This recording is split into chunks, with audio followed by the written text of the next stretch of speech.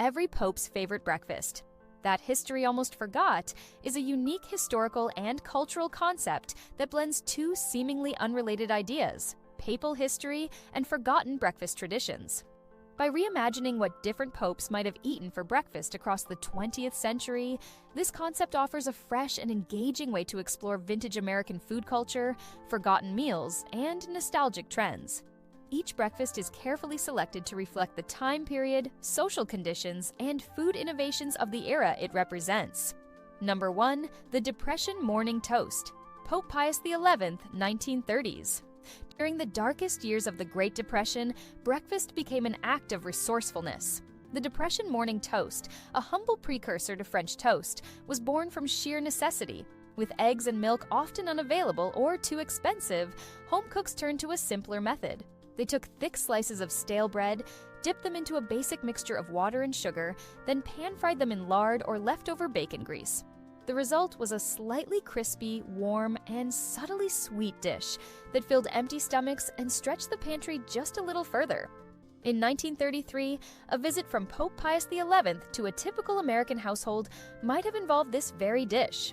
Its minimal ingredients reflected the hardship of the era: widespread unemployment, food rationing, and families forced to make do or do without.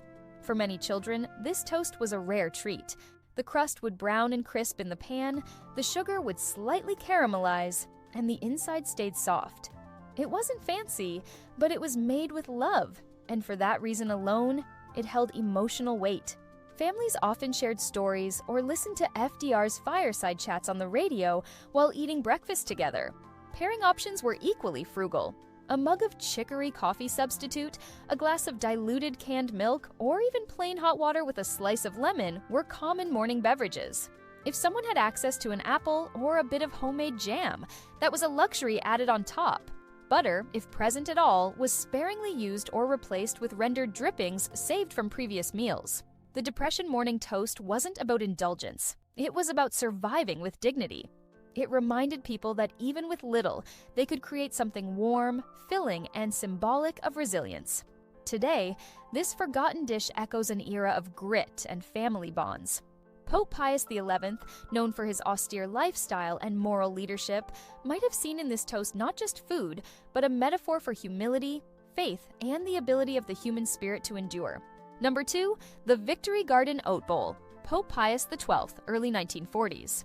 As World War II swept across the globe, American families found themselves on the front lines of domestic resilience. With rationing in full effect, the Victory Garden Oat Bowl became a breakfast that symbolized sacrifice and solidarity. Pope Pius XII, watching from afar, or perhaps imagining breakfast in a modest American home in 1942, might have been served this wholesome and patriotic morning dish. The base was simple: hot oats boiled with water or reconstituted powdered milk. What made it special was the topping: a spoonful of jam or preserves made from backyard berries grown in home victory gardens.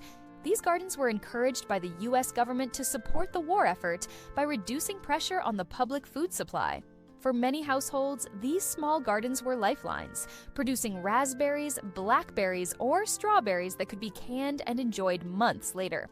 Alongside the oat bowl, a slice of toast was typical, but not just any toast. It was often spread with margarine, dyed yellow to resemble butter, since real butter was heavily rationed. The toast might be made from coarse wartime bread, dense, dark, and made with whatever grains were available. The full meal was accompanied by a small cup of weak coffee or postum, a grain-based coffee substitute that offered a caffeine-free warm drink. The Victory Garden Oat Bowl wasn't just breakfast. It was a statement. It said, "We're in this together." Families sent sons to war and planted gardens at home. Mothers taught children how to stir oats over the stove and preserve jam in mason jars. Children were told that every bite helped win the war. Even cereal advertisements leaned patriotic, with slogans about strength, vitamins, and energy for defense workers. Pope Pius XII, known for his diplomatic leadership during the war, would likely have understood and appreciated the message behind this modest breakfast. It was humble, nutritious, and above all, rooted in a collective sense of purpose. Though not glamorous, the Victory Garden Oat Bowl is a forgotten breakfast that carried the weight of national morale, one steaming spoonful at a time. Number 3. The Post-War Pancake Stack. Pope Pius XII, late 1940s. By the late 1940s, with the war behind them, Americans were ready to indulge again. The post-war pancake stack captured this renewed sense of comfort and joy. Made with fresh eggs, real butter, and full-fat milk, pancakes returned to the breakfast table with pride. Served in stacks of 3 or more, drizzled with rich log cabin syrup, and accompanied by fresh squeezed orange juice, this breakfast marked the return of plenty. Imagine Pope Pius XII visiting a Midwest farmhouse in 1948. The family, previously used to ration stamps and powdered eggs, now cracked fresh eggs into bowls with gratitude. Pancake breakfast became a weekend ritual, especially on Sundays after church. Kids helped mix the batter, Mom manned the griddle, and Dad read the newspaper. The kitchen smelled of butter and browning batter, and the clatter of forks and laughter filled the room. Bacon and sausage were back as well. Cured meats, once rare, were now regular features beside golden pancakes. The orange juice on the table came from Florida groves, no longer canned or concentrated. And if the family could afford it, real maple syrup made occasional appearances. Boxed mixes like Aunt Jemima and Bisquick made preparation faster and more consistent, further fueling the pancake boom. Electric griddles entered the home kitchen, allowing multiple pancakes to cook at once. Diner culture helped too, with stacks of pancakes appearing on glossy menus, sometimes served with whipped butter and even scoops of fruit preserves. This breakfast embodied hope, prosperity, and the American dream reborn. Pope Pius XII might have seen this meal as more than just nourishment, a reflection of spiritual renewal after global hardship. The post-war pancake stack wasn't extravagant, but it was joyful, hearty, and undeniably American. In the warmth of this golden stack, a nation reconnected with comfort, tradition, and a new future. Number 4, the Diner Special, Pope John XXIII, 1950s. The 1950s in America were a golden age of optimism, cars, and chrome-trimmed dreams. It was the era when the American diner became not just a place to eat, but a cultural institution. Picture the scene: red vinyl booths, stainless steel counters, neon signs blinking outside, and a Wurlitzer jukebox playing rock and roll. Into this world steps an imagined Pope John XXIII, known as the Good Pope, sitting down to one of the most iconic breakfasts of the decade, the classic Diner Special. 2 sunny-side-up eggs, gleaming with just a touch of grease, sat proudly in the center of a porcelain plate. To the side, several strips of perfectly crisped bacon curved upward, their salty aroma mingling with the sizzle of other breakfasts cooking nearby. Hash browns formed a golden, crispy bed of shredded potato, slightly browned on the outside, soft on the inside. Toast, usually white bread, was buttered to the edges, often served in a tiny wire toast rack or stacked casually alongside a ramekin of grape jelly or orange marmalade. But perhaps the most crucial part of the experience was the coffee. Hot, black, and bottomless. Brewed in a tall, aluminum percolator behind the counter, the coffee was more than just a drink. It was the constant rhythm of the diner. Waitresses in pressed uniforms would refill your cup with a smile and a swift gesture, keeping the warmth flowing. In diners across the country, this simple breakfast was a democratic meal. The same plate served to a trucker, a businessman, or a traveling priest. Everyone was welcome. This was an era before the health craze, before counting calories became routine. Butter wasn't feared, cholesterol wasn't yet demonized, and the priority was flavor, comfort, and nourishment. Diners offered consistency. No matter where you were in the country, be it a small-town cafe or a roadside stop on Route 66, you could expect a familiar plate with warm, comforting flavors. The Diner Special also represented an ethos. It was fast, but not rush, cooked to order, but served quickly. Affordable, but full of variety.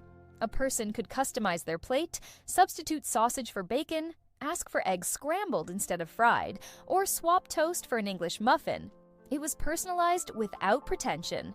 For Pope John XXIII, a man known for his humility and connection to ordinary people, this breakfast would have resonated deeply. It wasn't extravagant, but it was full of heart. Diners were places where communities gathered, local gossip shared, newspapers read, children given their first taste of coffee in cream-filled mugs. The diner breakfast was more than food. It was an American morning ritual. In today's world, the classic diner plate still endures. It can be found in nostalgic-themed restaurants and beloved local joints that haven't changed much in 70 years. But in the 1950s, it was new, fresh and symbolic of a nation cruising forward. For Pope John the 23rd, sitting quietly in a booth with that plate before him, it might have felt like a blessing wrapped in bacon and served with a side of crispy potatoes. Number 5. The Rocket Fuel Tang and Toast. Pope Paul VI, early 1960s. The early 1960s were all about looking upward. Space travel, satellites, and the race to the moon dominated headlines and captivated imaginations across America. Into this futuristic landscape came a breakfast that, while simple on the surface, carried all the optimism and forward-looking spirit of the era. The Rocket Fuel Tang and Toast was the breakfast of a generation raised on technology, science, and dreams of zero gravity. Imagine Pope Paul VI, curious and forward-thinking as he was, stepping into a suburban kitchen in 1962. On the table before him, a slice of toasted white bread, still warm from the toaster, generously spread with creamy peanut butter and topped with perfectly sliced banana coins.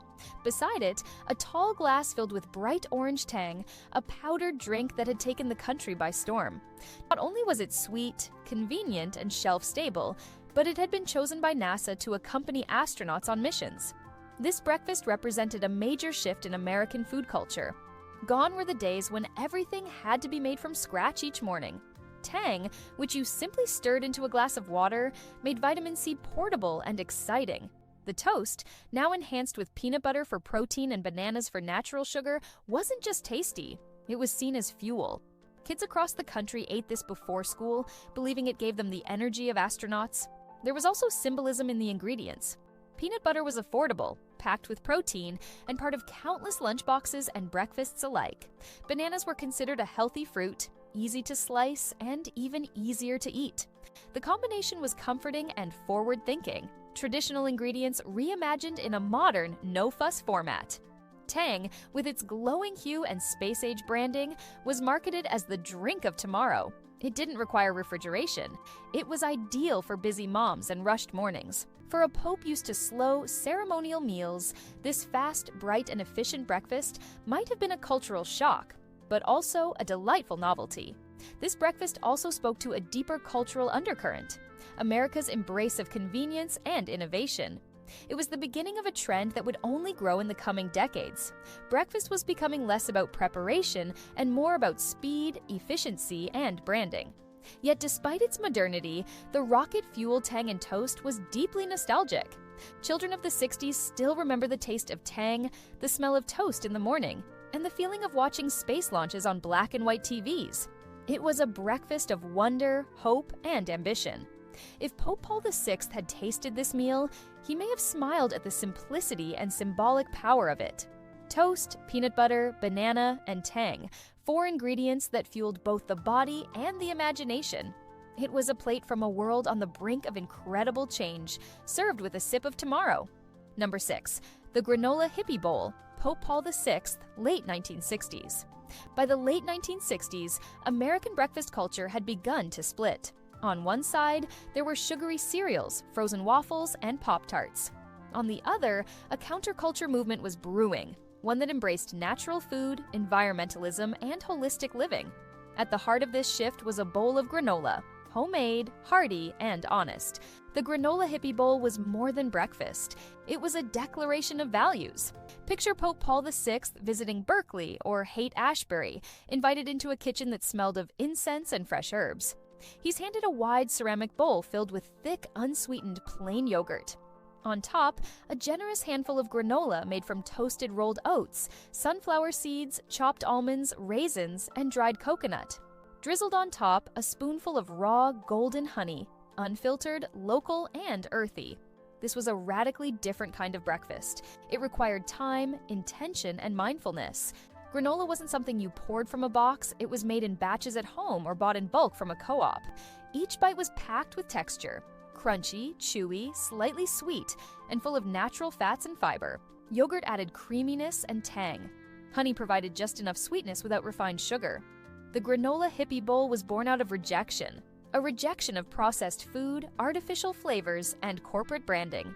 It was a return to basics, to whole ingredients, and to food that felt connected to the earth. The people who embraced this breakfast were also embracing vegetarianism, yoga, meditation, and alternative medicine. Breakfast wasn't just a meal, it was part of a lifestyle. This trend wasn't just limited to hippie enclaves. By the end of the 60s, the health food movement was gaining national attention.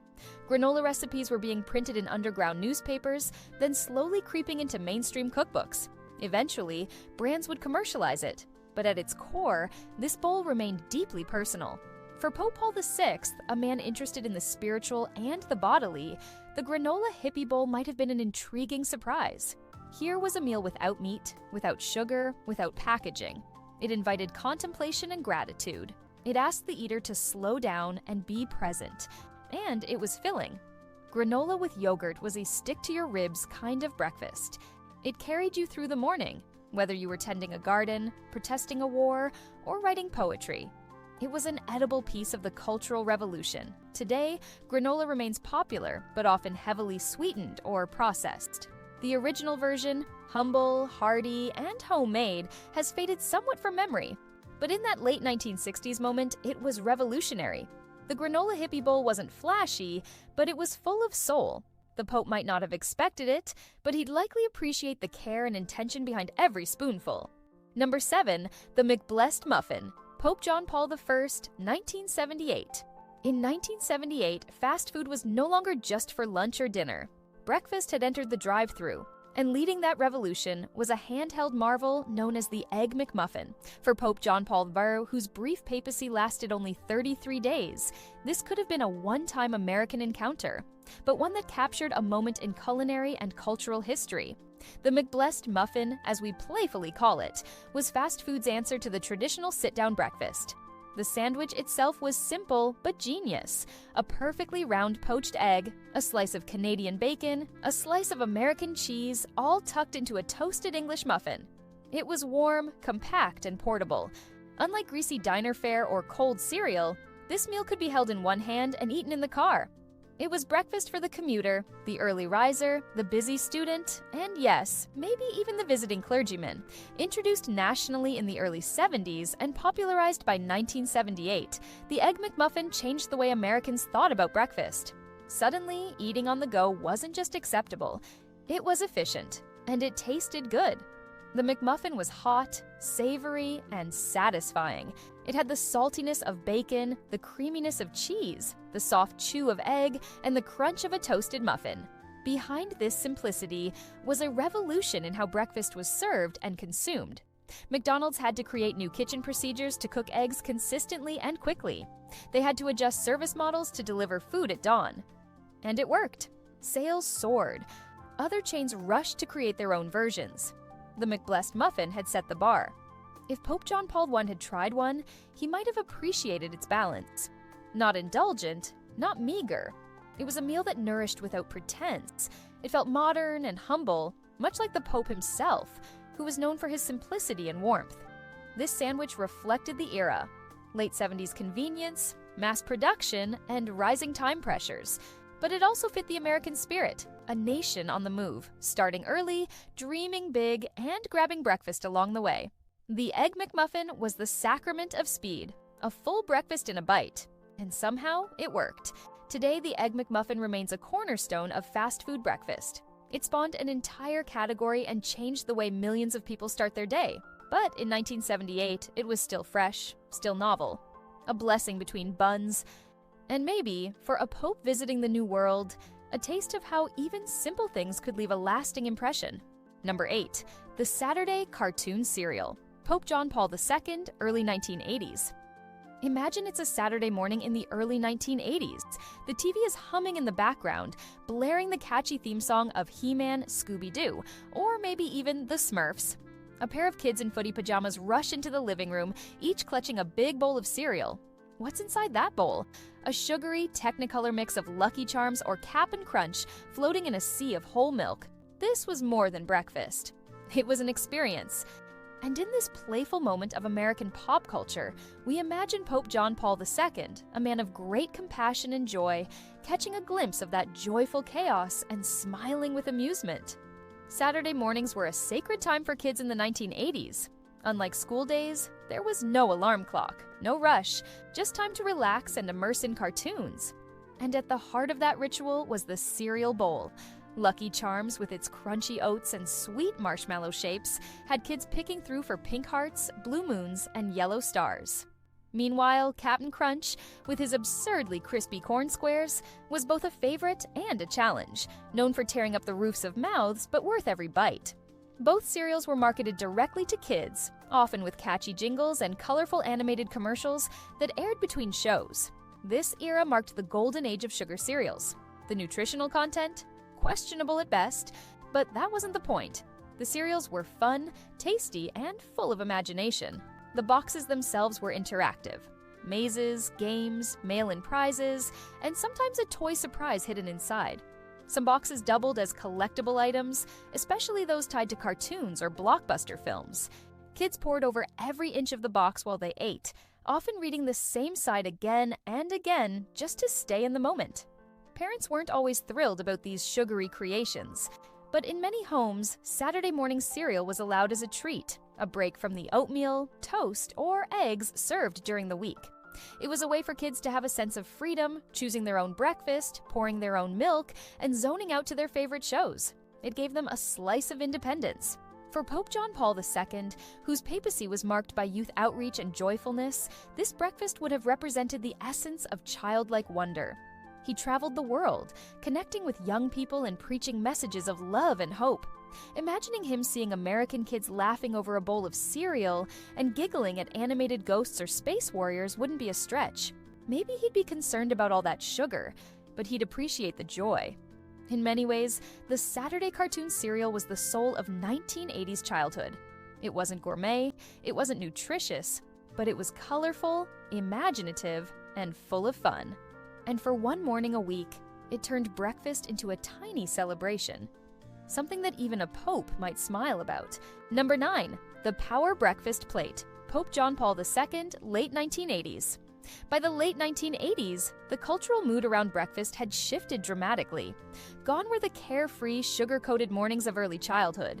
Now, it was about performance, image, and health. The decade's buzzwords were productivity, fitness, and self-optimization. And nothing captured this spirit better than the iconic Power Breakfast Plate. Picture this, a toasted bran muffin, warm and earthy with a slight sweetness. Next to it, half a grapefruit, chilled and gleaming, each segment cut with precision, and a cup of strong black coffee, no cream, no sugar, just pure fuel. This was the breakfast of the urban professional, the Wall Street trader, the lawyer heading to court, or the executive about to pitch $1 million idea. It was minimal, stylish, and above all, functional.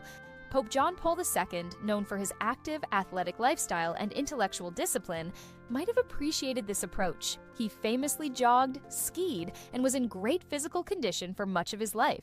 So if he had joined a U.S. Power Breakfast in, say, 1987 before a major public address, he would have found this lean, disciplined plate quite fitting. The bran muffin wasn't just food, it was a statement. Rich in fiber and seen as heart-healthy, it aligned with new research warning against saturated fat and promoting digestive health. Grapefruit was lauded for its ability to burn fat, and often featured in diet plans and fashion magazine meal plans. Meanwhile, black coffee was the choice of those who meant business. No frills, just caffeine and clarity.